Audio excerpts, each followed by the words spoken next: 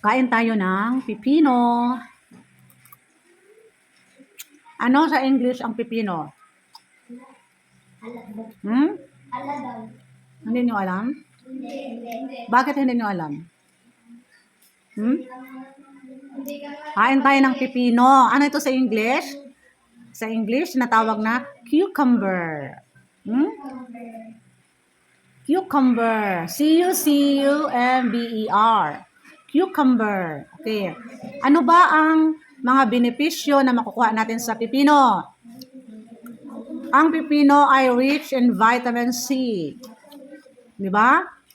Tapos marami siyang water. Kaya kapag katulad ngayon, mainit ang panahon, kakain tayo ng pipino para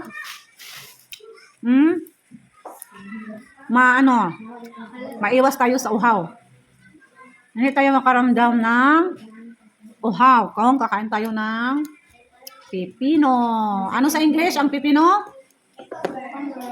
Ha? Cucumber. Cucumber. Ayan mga guys.